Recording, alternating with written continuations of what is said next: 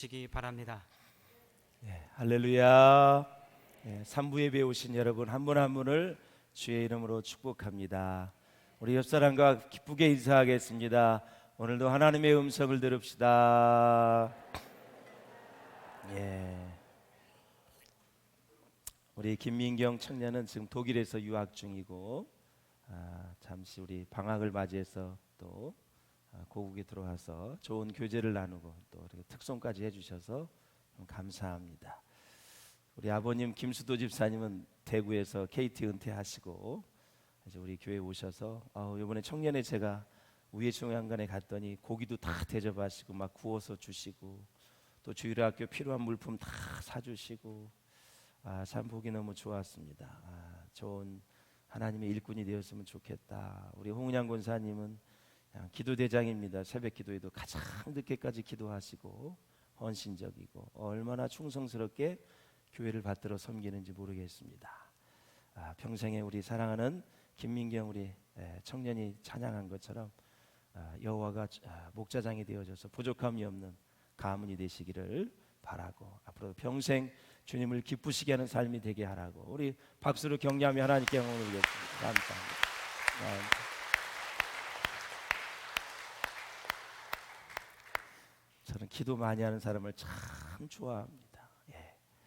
오늘도 이제 본문의 말씀을 볼 터인데 베드로가 사실 열심히 주의 일을 하고 책망을 받는 그런 모습인데 오늘 말씀을 통해서 우리 다시 한번 정말 우리가 편익경 또 편견, 선입견 이런 것들을 다 내려놓고 이웃을 다 사랑할 수 있는 또 구원의 복음을 마음껏 전할 수 있는 우리 모두가 될 수 있기를 주의 이름으로 축복합니다.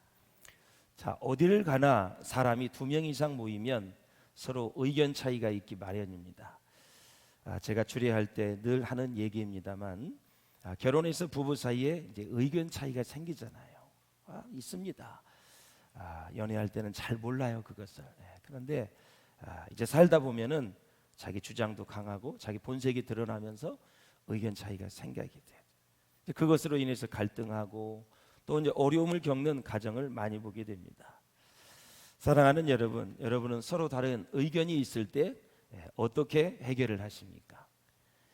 자, 그리스도인들이 항상 염두에 두어야 할 것은 누구의 생각이 하나님의 말씀에 맞는지, 누구의 생각이 하나님의 말씀에 가까운지 확인해 보셔야 됩니다. 하나님 말씀에 따라 순종하기로 약속을 하고 살아야 됩니다. 그래서 문제는 하나님을 섬기는 그리스도인들이 하나님의 말씀보다 자신의 생각을 고집하며 주장하기 때문에 해결점을 찾기가 어렵지요. 부부지간에도 이제 딱 갈등이 시작이 돼요. 관점이 달라요.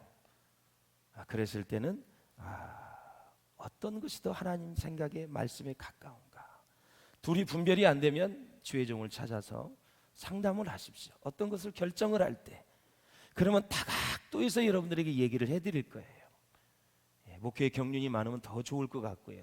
왜냐하면 다양한 사람들을 수없이 많이 상담을 했고 그들의 인생을 보아왔기 때문에 목회 한 20년, 25년 지나니까 저 사람은 어떻게 될 것인가 그냥 길이 다 보여요.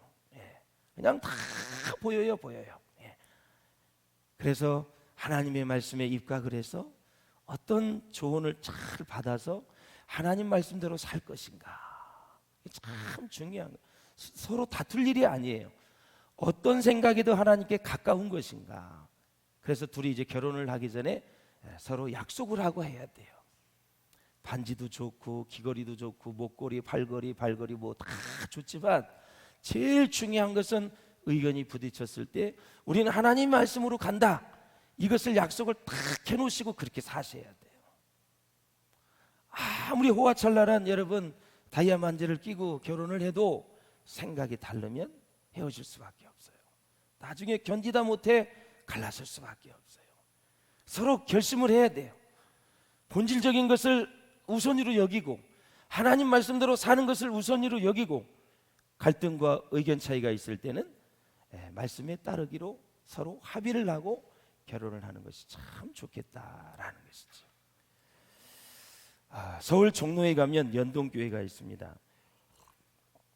이삭이 목사님이 신무하시던 곳인데 저하고 이제 한 10년 동안 미래 목회 포럼에서 같이 이렇게 사역을 하고 그분을 옆에서 이렇게 지켜보고 교제를 했는데 참 훌륭한 분이에요. 인격도 좋으시고 이 교회는 1894년 설립된 역사가 있는 그런 교회입니다. 깊은 교회예요. 10년 만에 장로를 세워 당회를 이제 구성하게 되어 있는데 그 중에 독립협회 회원 중에 한 사람인 이상저 선생 잘 아시죠? 이상재 이분을 비롯한 몇 명이 등록을 하면서 소위 서울에서 귀족교회라는 그런 별칭을 얻게 되었어요. 야, 저 교회는 독립운동가들이 나가고 그래서 아주 그냥 귀족교회라는 그런 별칭을 얻게 됐는데 1907년에 1200석의 예배당을 건축을 하게 됐죠. 당시에 1200석이면 엄청 큰 것입니다. 이제 부흥성장 가도를 달리다가 그로부터 2년 후에 1909년에 이 교회에서 장로 투표를 했는데 백정이던 사람이 장로에 피택이 되었습니다.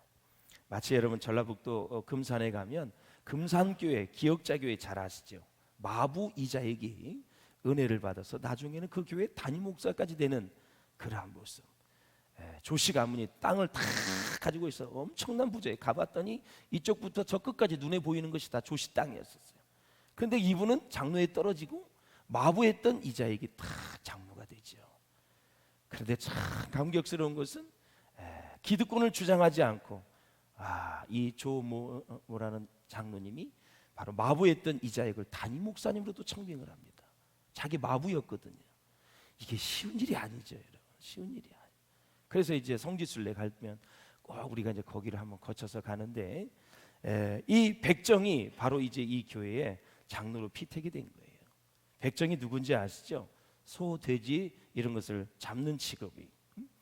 당시 백정이면 상놈 중에 상놈인데 장로에 피택이 된 것입니다.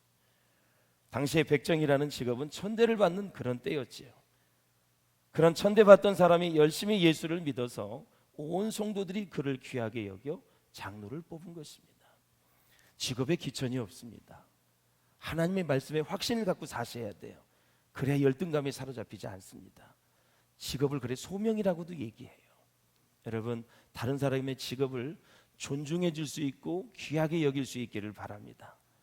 돈을 적게 받는다, 연봉이 적다 해서 무시하면 안 됩니다. 그쪽에 여러분 일을 감당이 안 되면 우리는 행복한 생활을 할 수가 없어요. 다 누군가는 적은 액수를 받고 일을 하기 때문에 우리가 편안하게 하는 거죠, 사는 거죠.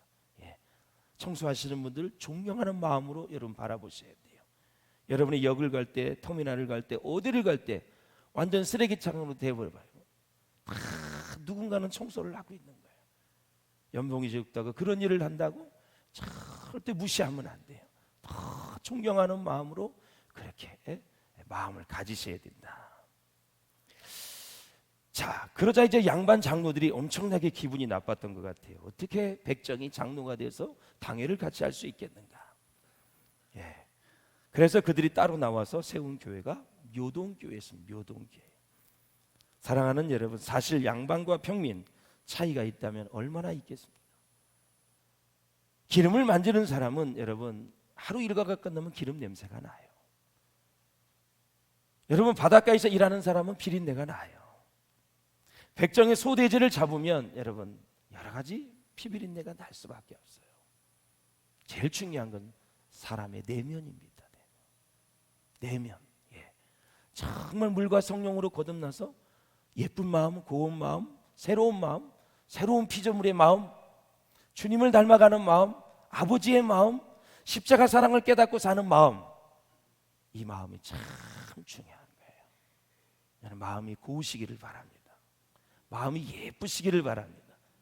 마음 씀씀이가 예뻐야 돼요. 고약한 걸 한번 느끼게 되면 가까이 하고 싶지 않아요. 사람이 고약하면 안 돼요. 아주 고집스럽게 하면 안 돼요. 마음이 참 여러분 이뻐야 돼요. 사랑하는 여러분, 그리스도 안에는 어떤 차별도 있을 수가 없습니다. 여러분 초대교회에서 가장 심각한 문제는 유대인과 이방인의 차별이었습니다. 오늘 본문에 보면 그 차별이 어떻게 해결되었는지를 볼 수가 있어요. 자, 본문을 보면 어떻게 이렇게 할 수 있나라는 생각을 해봅니다. 베드로가 하루는 고넬레 집에 간 거죠. 예. 이방인이잖아요. 예. 말씀을 전할 때 성령이 임했어요. 일가 친척이 다 성령을 받았어요. 세례를 받았어요. 구원을 받았어요. 이게 얼마나 놀라운 일이고 축복된 일입니까? 방언이 되어져 나왔어요.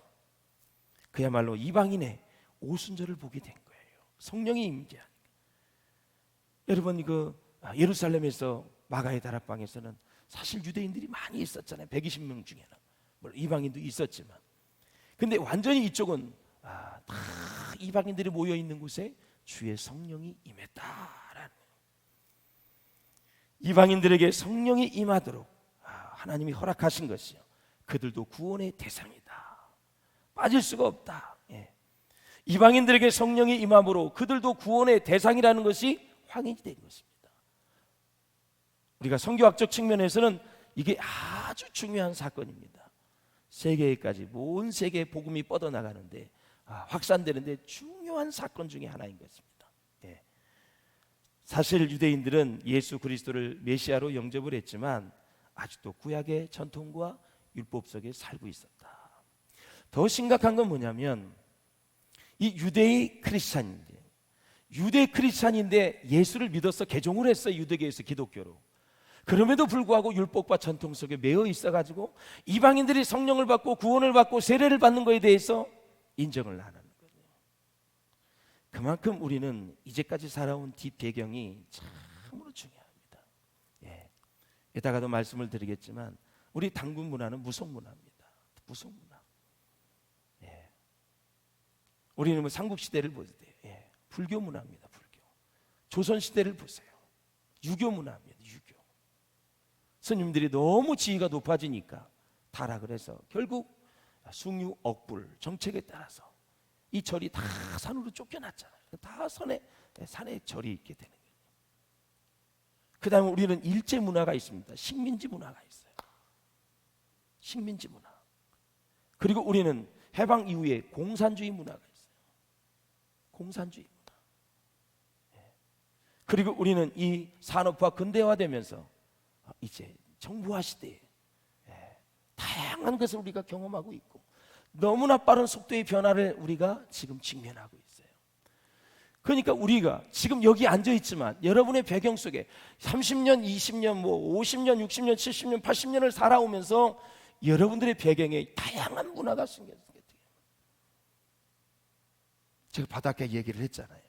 어부들이 예수 믿고 신앙생활을 하는데 이제 먼 한 달, 두 달 출항을 나가기 전에 목사님이 예배를 드려줘요.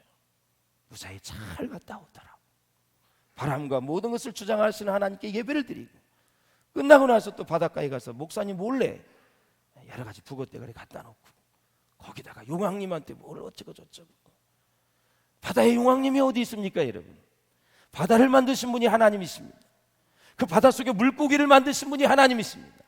다 사람에게 주시려고 그렇게 하신 것인데 바다에 무슨 용왕님이 있어요? 그 용왕님이 고기를 많이 잡게 해주십니까 여러분? 바다에 신이 있습니까? 바다를 만드신 분이 하나님이세요. 산을 만드신 분이 하나님이세요. 육축과 모든 동물들, 채소 모든 걸 만드신 분이 하나님이시단 말이죠. 그래서 이 유대 크리스찬인들, 유대인이면서 크리스찬이 된 사람들도 여전히 율법과 전통에 매여 있는 그런 모습을 우리가 볼 수가 있어요. 사랑하는 여러분, 이 베드로가 이방인의 고넬료의 집에서 먹고 자고 말씀을 전할 때 성령에 임하여 세례까지 받았다고 말씀을 드렸어요. 이 소식이 예루살렘에 싹 퍼진 거예요.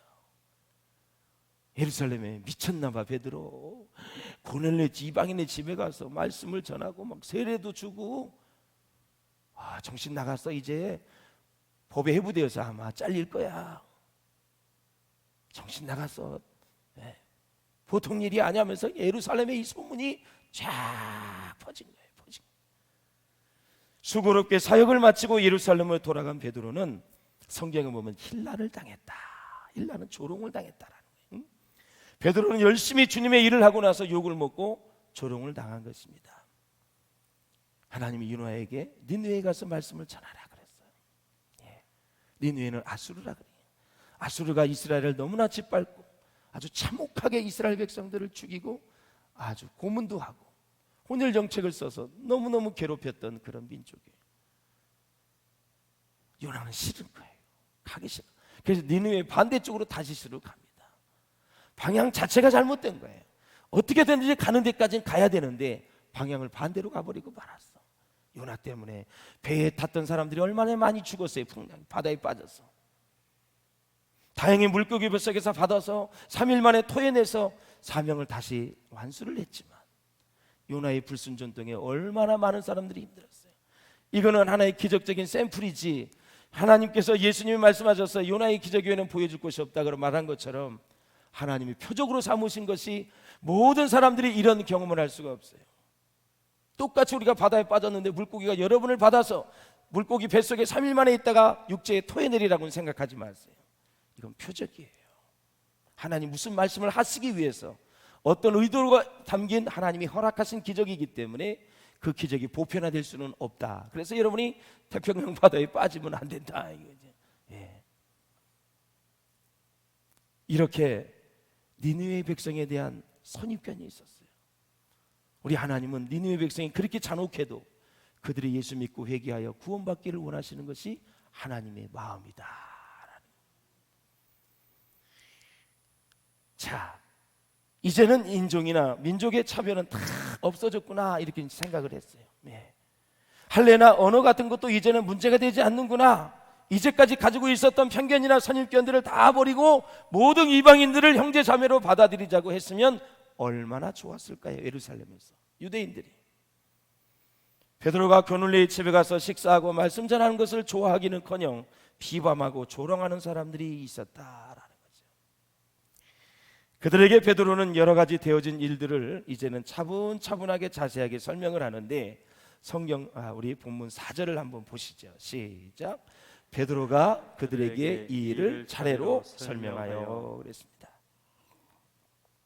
베드로는 자신을 비방하고 조롱하는 사람들에 대해서 자세하게 설명을 했어요. 복음을 깨닫지 못한 사람들에게 차근차근 설명을 했어요. 아직 어두움 속에 있는 사람들을 향해서 베드로는 그들의 영적인 눈이 띄어지기를 바라는 마음으로 자기가 체험한 일들을 화를 내지 않고 하나씩 하나씩 설명을 합니다. 그러면서 하나님이 자기에게 보여준 환상을 얘기하는 거예요. 오늘날 이제 환상을 봤는데 보자기가 하늘에서 내려오는 거예요. 근데 보자기 안에 무엇이 들어있느냐면 불결한 짐승이 엄청 많이 들어있었어요.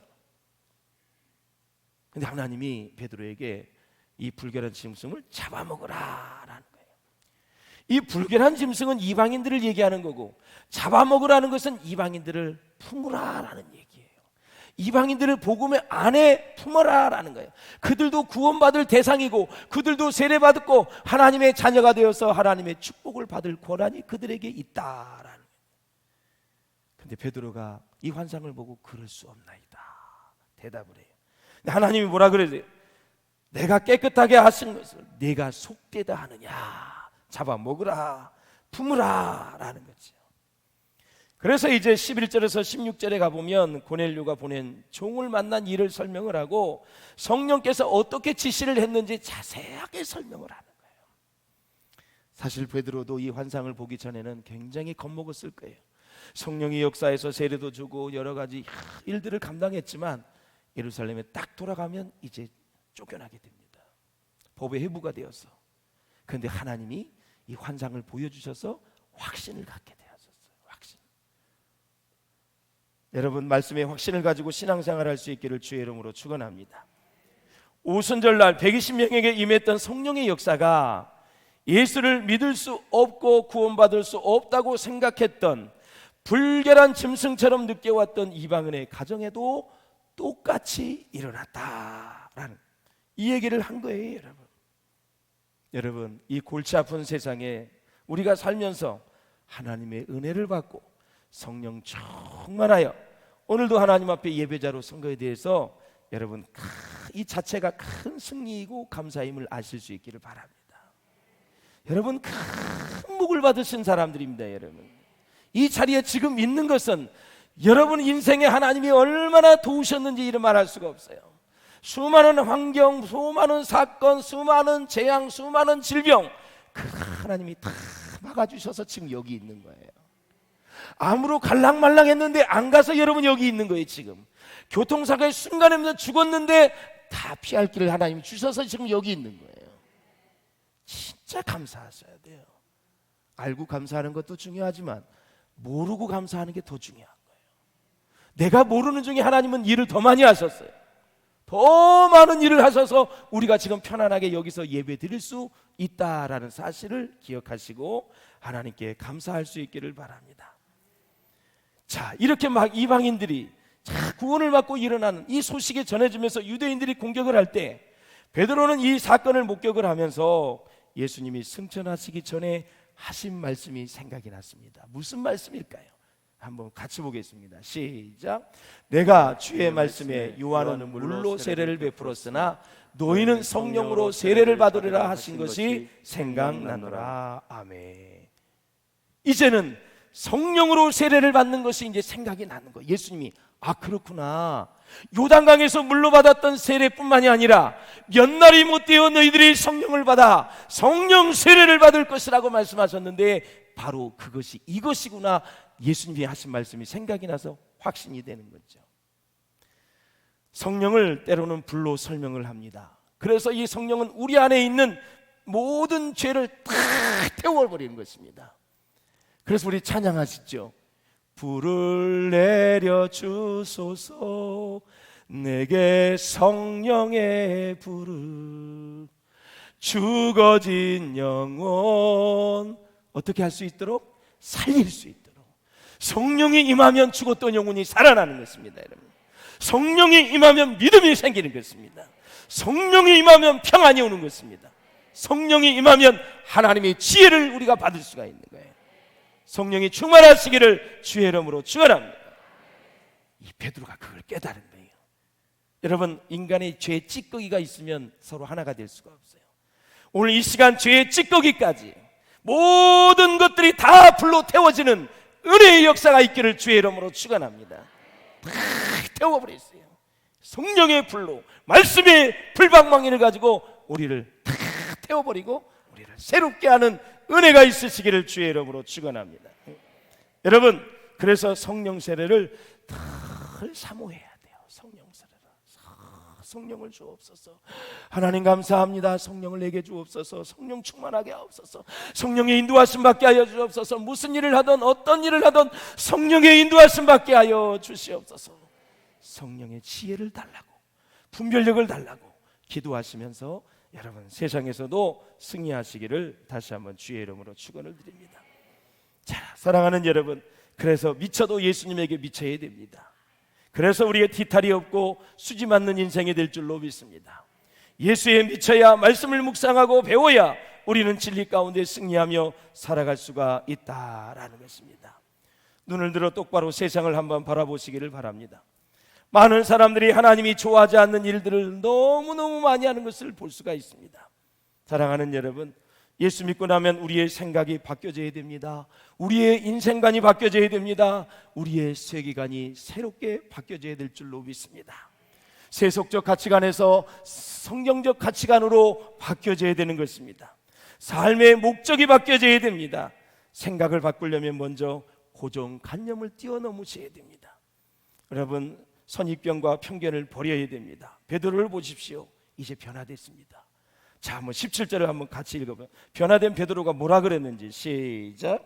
내가 누구간데 하나님을 능히 맡겠느냐 하더라. 이 말씀은 뭐냐면 내가 누구간데 이렇게 부족한 죄인인데 어떻게 성령의 역사를 막아 구원의 역사를 막을 수 있고 세례받는 일과 놀라운 성령의 역사를 내가 막을 수가 있느냐? 그럴 수 없다라는 거죠.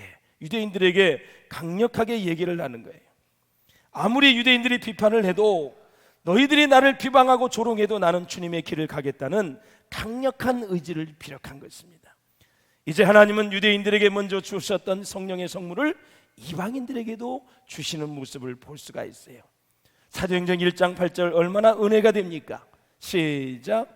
오직 성령이 너희에게 임하시면 너희가 권능을 받고 예루살렘과 온 유대와 사마리아와 땅끝까지 이르러 내 증인이 되리라 하시니라. 아멘. 성령의 역사가 온 열방 가운데 모든 이방인들에게 미치게 될 것이다 라는 거죠. 사랑하는 여러분, 러시아의 위대한 작가 톨스토이가 예수 믿고 거듭났습니다. 아주 신앙이 좋아졌습니다. 그때 쓴 작품이 부활입니다. 그 부활은 정말 우리가 꼭 한번 읽어볼 만한 작품입니다. 자신의 변화에 대해서 톨스토이는 이렇게 말합니다. 예수 그리스도의 말씀은 제게 믿음을 주었습니다. 저는 그 말씀을 믿게 되었습니다. 그로부터 저의 모든 삶이 변화되어 이전에 제가 바라던 것을 바라지 않게 되었으며 반면에 제가 결코 전에 바라지 않았던 것을 바라게 되었습니다. 이전에 저의 눈에 악으로 보였던 것이 선으로 보였으며 선으로 보였던 것이 악으로 보였습니다. 그랬습니다. 사랑하는 여러분, 예수를 믿으면서도 이 땅이 전부인 것처럼 세속적인 가치관을 가지고 사는 사람들이 있습니다. 이 땅이 전부가 아니라는 것을 꼭 기억하시고 우리에게는 천국이 기다리고 있습니다. 아무리 힘들고 어렵더라도 천국을 바라보며 살아가실 수 있기를 주님의 이름으로 축원을 드립니다. 우리 새벽 본문에 보셨지요? 에녹이 하나님과 같이 동행을 하다가 하나님이 에녹을 천국으로 하나님이 계신 곳 데려갔어요. 자, 구약에서 보니까 이 세상뿐만이 아니라 다른 세상에 있다라는 것을 우리에게 보여주는 거예요. 천국이 있음을 믿으세요? 예, 믿으세요. 예. 근데 구원 받으면 그냥 천국이 믿어지게 돼 있어요. 신앙의 원리가 그래요. 예, 예수 안 믿으면 절대 믿어지지 않는 거예요. 자, 우리가 계시록에도 새벽에도 말씀을 늘 보았습니다만 천국은 어떤 거예요? 어떤 곳입니까, 여러분? 밤이 없어요. 예, 해와 같이 빛나요. 질병과 고통도 없습니다. 죽음과 슬픔도 없어요. 염려와 근심이 없습니다. 죄가 없습니다. 지난주에 우리 장로님 두 분 부모님을 장례를 우리가 치르지 않았습니까? 예, 참 인생이 그렇게 짧아요. 우리가 잠시 잠깐 머물다 간다는 사실을 추워도 잊어서는 안 돼요. 천국에는 아름다운 성이 있습니다. 기쁨과 희락과 사랑이 있습니다. 여러분, 행복이 있습니다. 제일 중요한 건 하나님과 영원히 함께한다는 사실이에요. 여러분, 함께하는 것이 축복이에요. 사랑하는 연인 사이에는 함께하는 것이 그렇게 즐거운 거예요. 근데 싫은 사람은 1분만 있어도 지겨운 거예요. 사람 짜증이 나는 거예요. 사랑하는 여러분, 하나님이 얼마나 우리를 사랑하십니까? 그 십자가의 사랑으로 가득 찬 그 나라, 그 나라에서 우리가 영원히 살 것을 한번 생각해 보세요. 그러니 힘을 내시기를 바랍니다. 그러니 힘들고 어렵고 시련하고 고난이 온다 할지라도 절대 낙심하지 말기를 바랍니다. 하나님은 살아계셔서 여러분을 도우십니다. 여러분과 함께 하십니다. 여러분의 마음을 만져주시고 위로해 주십니다. 내일 당장 죽는다 할지라도 오늘 하루 하나님과 함께 있음을 감사할 수 있기를 주의 이름으로 축복합니다. 사랑하는 여러분, 그렇습니다.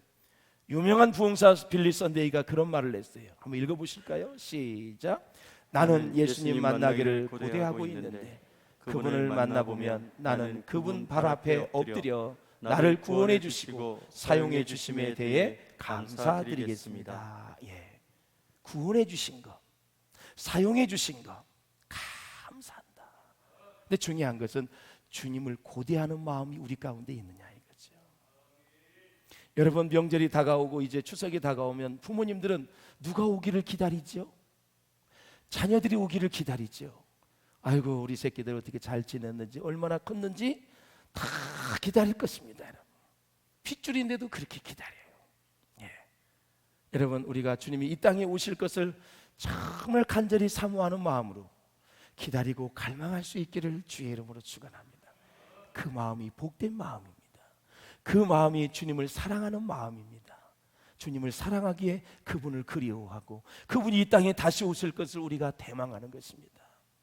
세상에 빠져 있으면 주님을 기다리기는커녕 생각나지도 않죠. 여러분, 지난주 얼마나 주님을 사모했어요.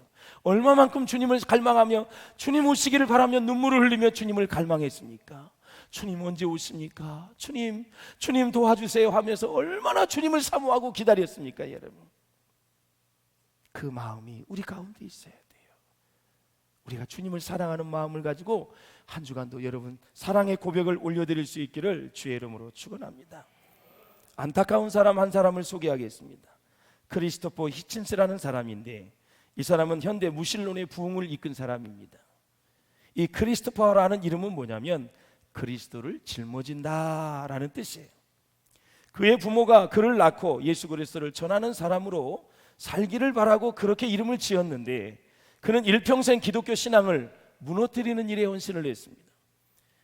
그는 수년 전에 후두암으로 세상을 떠났는데 세상을 떠나기 전에 한 인터뷰에서 죽음 이후의 세계에 대해 아직도 믿지 않느냐는 기자의 질문에 이 크리스토퍼는 이렇게 말을 했습니다. 아직 내 마음을 바꿀 만한 증거를 발견하지 못했습니다. 그러나 저는 서프라이즈를 좋아합니다. 그리고 죽었어요. 그는 모든 것을 냉소적으로 생각을 하고 우습게 여겼습니다. 서프라이즈에도 좋은 서프라이즈가 있고 두려운 서프라이즈가 있지 않습니까, 여러분? 일평생 무신론자로 예수를 부인하고 영원한 세계를 부정하며 살았으니 사후에 죽은 이후에 행복한 서프라이즈가 있을 수 있을까요? 없지요, 여러분. 예수 안에만 생명이 있고 예수 안에만 영생이 있습니다, 여러분. 하나님을 믿는 나라를 무너뜨리는 일에, 기독교 신앙을 무너뜨리는 일에 헌신했던 사람이 어떻게 영생을 얻을 수가 있겠습니까? 사랑하는 여러분, 성경에는 누구든지 주의 이름을 부르는 자는 구원을 얻으리라 그랬어요. 믿습니까, 여러분? 유대인이나 이방인이나 다 하나라고 에베소에서 말씀하고 있어요. 주도 하나요, 말씀도 하나요, 성령도 하나다. 그래서 우리는 예수님 안에서 예수님을 머리로 하는 교회에 소속된 지체다, 이렇게 말씀하고 있어요. 지체는 나눌 수가 없는 거예요. 같은 DNA를 가졌다는 것이에요. 본문에 보면 우리는 예수라는 이 생명을 같이 공유한 사람들이에요. 그래서 한 가족인 것입니다, 여러분. 믿습니까, 여러분? 예. 그 생각을 늘 가지고 우리가 살아야 돼요. 그래서 내가 이 비전교회 등록한 지 일주일이 되어져도 우리는 한 가족이다, 그런 마음을 가져야 돼요. 할렐루야. 물론 오래 30-40년 다닌 것도 정이 들고 들지만 진짜 성경적으로 보면 어느 교회를 다니든 예수의 피로 하나가 되어졌기 때문에 우리는 한 가족인 것입니다. 그런 마음을 가질 수 있기를 바랍니다. 우리 주님이 원하시는 게 두 가지가 있어요. 우리 디모데전서를 한번 보시지요. 시작. 하나님은 모든 사람이 구원을 받으며 진리를 아는 데 이르기를 원하시느니라. 아멘. 하나님은 모든 사람이 구원받기를 원하세요. 그리고 모든 사람이 진리를 아는 데 이르기를 원하시는 거예요. 예수님이 이 땅에 오신 목적이 두 가지예요. 하나는 구원하시기 위해서, 하나는 마귀의 일을 멸하기 위해서 이 땅에 오셨다 말씀하신 거예요. 사랑하는 여러분, 영혼은 크게 둘로 구분합니다. 하나는 살아있는 영혼이고 다른 하나는 죽어있는 영혼이에요. 살아있는 영혼은 예수님을 믿고 구원받은 영혼이고 죽은 영혼은 예수님을 믿지 않고 지옥 가는 영혼입니다. 요한 3서 1장 2절에 보면 요한이 가룟에게 얘기합니다. 가룟가 몸이 아팠거든요. 한번 읽어보세요. 시작. 사랑하는 자여, 내 영혼이 잘된 것 같이 내가 범사에 잘되고 강건하기를 내가 간구하노라. 간구하노라. 육체만 강건한 것이 아니라 요한 사도는 먼저 내 영혼이 잘 됐으면 좋겠다, 범사가 잘 됐으면 좋겠다, 그리고 네 몸이 건강했으면 좋겠다라는 거죠. 우리가 몸만 낫기 위해서 기도를 받나요? 몸이 아플 때? 더 중요한 것은 우리의 영혼입니다. 목사들이 기도할 때는 항상 영혼이 먼저예요. 그리고 그 영혼이 잘 되었으면 좋겠다는 건 뭐예요? 하나님과의 관계가 잘 되었으면 좋겠다, 하나님과의 관계에서 죄가 있으면 죄가 해결되었으면 좋겠다, 그리고 하나님 앞에 더 봉사하고 헌신했으면 좋겠다, 하나님을 가까이 했으면 좋겠다는 마음으로 기도하는 거예요. 혹시 행여나 잘못 살아온 것이 있다면 회개하고 다시 하나님 앞에 바로 서서 하나님께 영광을 돌렸으면 좋겠다, 그리고 범사가 잘 됐으면 좋겠다, 그리고 지금 앓고 있는 병이 치료되었으면 좋겠다. 영혼 육이 다 회복되기를 원하는 마음이 주의 종들이 기도할 때 여러분에게 바라는 거죠. 사랑하는 여러분, 그렇습니다. 자, 본문에도 보면 고넬료의 집에 가보았더니 이미 성령께서 일을 하고 계셨어요. 놀랍습니다. 자, 12절을 보세요. 12절 시작. 성령이 내게 명하사 아무 의심 말고 함께 가라 하시매 이 여섯 형제도 나와 함께 가서 그 사람의 집에 들어가니. 그래서 성령이 명령을 했습니다. 예? 집에 들어가, 아무 의심도 말고 함께 가라. 이미 고넬료의 집에 친척들의 마음을 다 주님이 만져서 구원받을 수 있도록, 말씀만 떨어주면 그것을 믿고 구원받을 수 있도록 성령이 마음의 모든 밭을 지금 정지 작업을 해서 말씀을 받아들일 만한 상태로 만들어 주셨다라는 거예요. 베드로는 그냥 말씀만 던져서 선포하는 순종만 하면 거기서 구원의 역사가 일어난다라는 거예요. 신앙적인 관점에서 볼 때 의심은 두 가지 이유에서 비롯됩니다. 먼저는 불신앙 때문입니다. 믿음이 없으면 모든 것이 의심스럽습니다. 둘째, 영적 상태가 불안정하기 때문에 그렇습니다. 믿기는 믿는데 확신이 없는 상태가 있습니다. 교회에 왔다 갔다 하지만 진정한 신앙 고백이 없는 불안정한 상태를 말하는 것입니다. 다시 말씀드리자면 믿자니 의심스럽고 안 믿자니 불안정한 상태, 그때가 바로 의심의 상태입니다. 야고보서는 뭐라고 얘기합니까? 6절입니다. 시작. 오직 믿음으로 구하고 조금도 의심하지 말라. 의심하는 자는 마치 바람에 밀려 요동하는 바다 물결 같으니 그랬습니다. 1장 7절은 어떤가요? 이런 사람은 무엇이든지 주께 얻기를 생각하지 말라 그랬습니다. 사랑하는 여러분, 베드로는 말씀을 선포합니다. 이방인에게도 성령을 선물로 주셨다는 말을 듣고 모든 사람이 할 말을 읽고 다 잠잠해졌다 그랬어요. 18절을 보고 우리 한 말씀 정리해 보겠습니다. 시작. 저희가 이 말을 듣고 잠잠하여 하나님께 영광을 돌려 가로되 그러면 하나님께서 이방인에게도 생명 얻는 회개를 주셨도다 하니라. 아멘 그랬습니다. 사랑하는 여러분, 유대교 신자들은 쓸데없는 편견에 빠져 있었고 영문도 모른 채 베드로가 이방인과 함께 식사를 했다고 비방하고 조롱을 했습니다. 그래서 우리는 냉소주의에서 비롯된 이 부정적인 시각을 지성이라고 착각하는 오만에 빠지지 않도록 각별히 주의해야 됩니다. 냉소주의가 무엇인지를 정확히 아셔야 됩니다. 첫째, 냉소주의가 뭐냐? 쌀쌀한 시선이나 늘 비웃음으로 대하는 태도. 두 번째, 다른 사람의 의도에 대하여 불신을 가지고 있는 것. 세 번째, 상대방에 대해 희망이나 소망을 가지지 않는 상태. 이 냉소주의를 가진 사람하고는 교제하면 안 됩니다. 특별히 이런 사람은 철학적으로 무슨 생각을 가지고 있냐면 인간이 만든 관습 제도를 부정하는 사람이에요. 그리고 인간의 본성에 따라 자연스럽게 살아라 이렇게 말한 아주 철저한 나쁜 인간주의를 얘기하는 것입니다. 그래서 냉소주의에 빠진 사람들과 대화를 하면 1시간만 대화하면 힘이 쫙 빠져버립니다. 더 이상 대화하기 싫은 거죠. 사랑하는 여러분, 우리가 성령 충만을 받으면 가슴이 뜨거워지게 되어 있습니다. 가슴이 뜨거워져. 제가 전에도 좀 알레고리적인 이야기인지 모르겠지만 뱀은 시원한 데를 좋아해요. 바위 이런 데, 습한 데. 사랑하는 여러분, 아주 그래서 이 돌 가운데 뱀이 많이 있어요. 이 성령이 충만해서 마음이 뜨거워지면 딱 여러분 하나가 되게 되어 있어요. 마음이 뜨거워져야 돼. 사람이 마음이 식으면 안 돼요. 열도 몸이 오르면 바이러스가 다 죽어가는 것처럼 이 마음이 뜨거우셔야 돼요. 마음이 뜨겁다는 것은 하나님의 사랑으로 가득 찼다. 주의 성령으로 가득 찼다. 그리고 영혼을 사랑하는 마음으로 가득 찬 상태. 하나님의 나라를 위해서 충성하고 헌신하고자 하는 마음으로 가득 찬 상태. 하나님이 쓰시기에 준비된 상태를 얘기한다라는 거죠. 사랑하는 여러분, 사랑하는 사람에게 미워할 시간이 없습니다. 우리가 사랑하며 살다가도 인생은 정말 아쉬운 것입니다. 우리는 평생 하나님께 사랑의 빚을 진 자입니다. 복음을 전하고 사람을 살리고 교회를 세우고 민족을 섬기는데 시간을 다 쓸 수 있기를 주님의 이름으로 축원을 드립니다. 여러분, 유대인들은 선민 사상에 빠져서 변화를 거부했습니다. 조선시대의 역사를 보니까 성리학의 기반을 둔 조선시대의 양반 세력들이 이 평등 사상의 가치를 둔 이 기독교가 들어오는 그 즈음에 이 기독교 정신의 위기의식을 느껴서요, 초창기에 천주교인 10,000명을 죽였습니다. 세국 정책에 따라서 수많은 사람들이 피를 흘린 거예요. 이 좋은 가치는 나쁜 가치를 다 몰아내야 되는데 그 과정이 너무너무 아픈 거예요. 나라도 아프고 사람도 아프고, 사람도 변화되기 전에 그것을 빼내기 전까지는 너무너무 아픈 거예요. 잘못 살아왔던 습관들, 그런 말들, 그리고 생각들, 그런 고정관념들, 이걸 빼내기가 쉽지 않아요. 그래서 목회가 참 힘들더라고 보니까. 사랑하는 여러분, 우리 약속해요. 말씀으로만 하나 되기를 바라는 마음, 그 말씀이라면 우리가 같이 하나님의 역사를 이룰 수 있는 사람들로 구성된 교회라는 그런 생각을 가지고 여러분 사역에 임하셔서 여러분 사역에 놀라운 열매만 있기를 주의 이름으로 축원합니다. 복음만 자랑할 수 있기를 바랍니다. 예수만 자랑할 수 있기를 바랍니다. 예수님이 하신 일만 자랑할 수 있기를 주의 이름으로 축원합니다.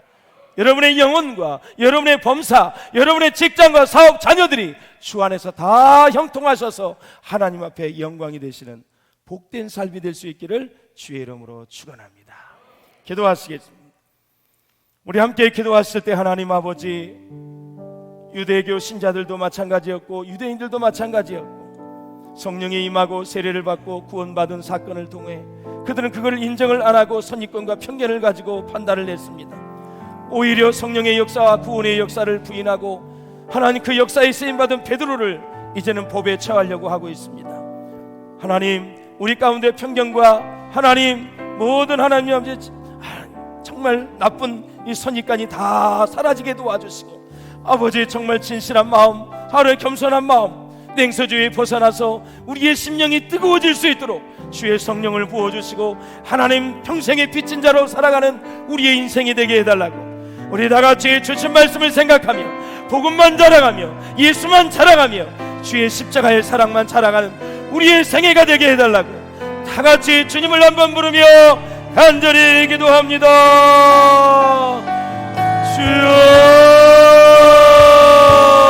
주여, 좋으신 하나님 아버지 은혜와 사랑을 감사합니다. 오늘도 저희들을 사랑해 주시고 인도하시고 역사해 주시고 하나님 주의 하나님 편견과 선입견이 사라지게